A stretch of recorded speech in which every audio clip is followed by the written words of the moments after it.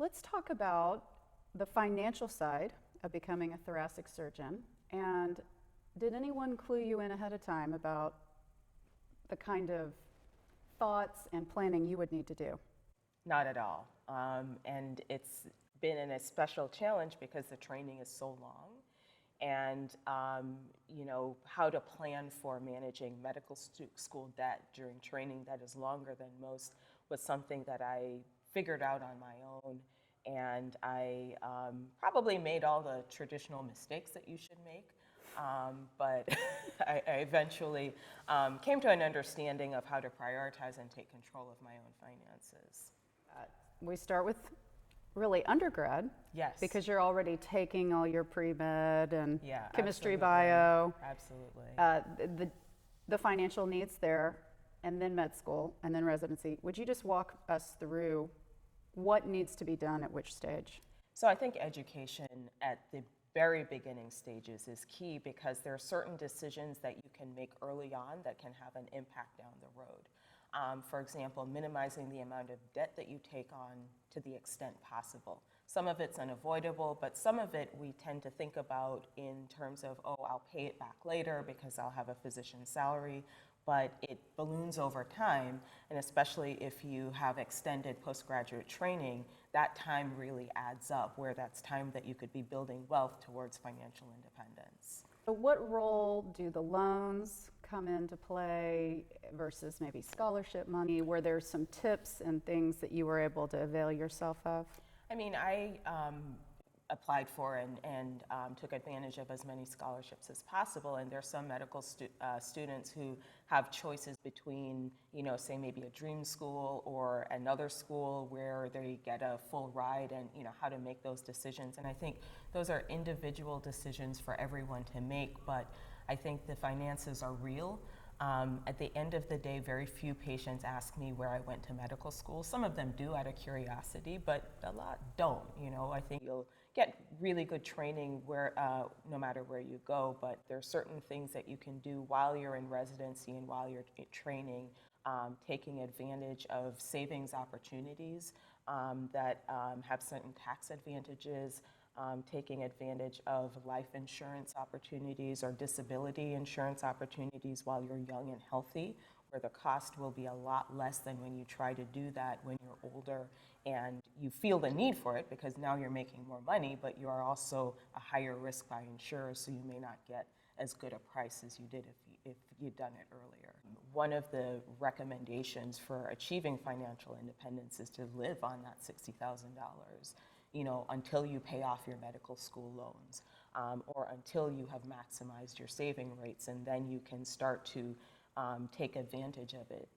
So far, we're just talking about you, Yes. doctor. Yes. What about partner, spouses, Yeah. children? And that all plays into it too.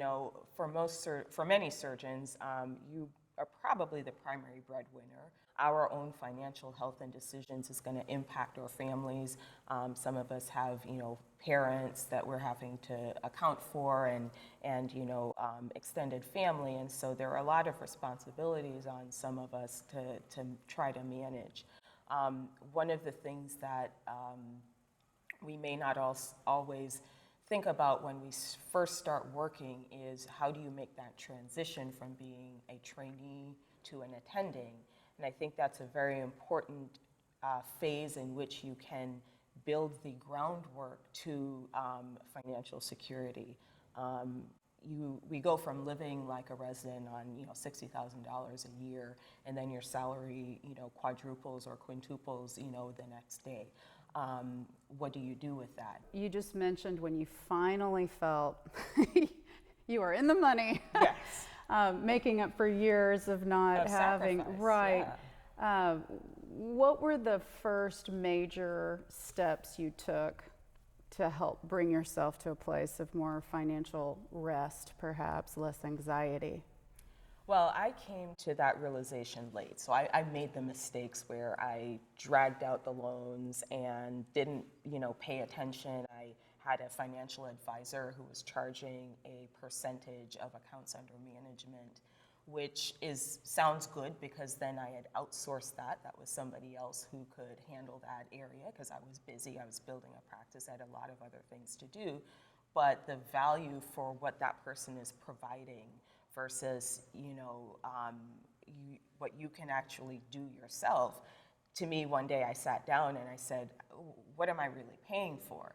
So I educated myself. I started reading. And I listed what my goals and priorities were. And these will be different for everyone.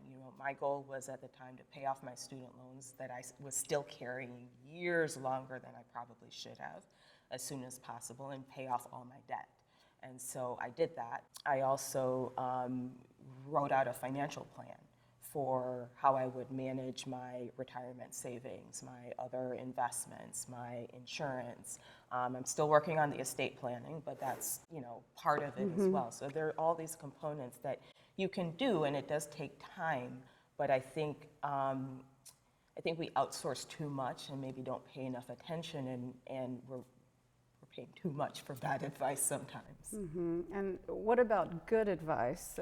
Did you have a mentor or two, or anyone speaking into your life about what some good choices could be?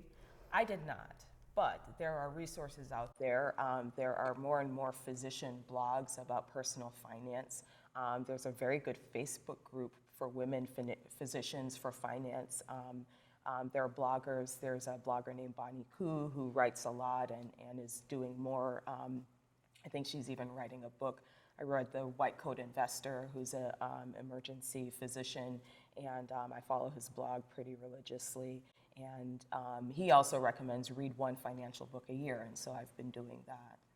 If you were to give a current medical student who wants to follow your job trajectory a piece of advice, what do you think would be the most important piece?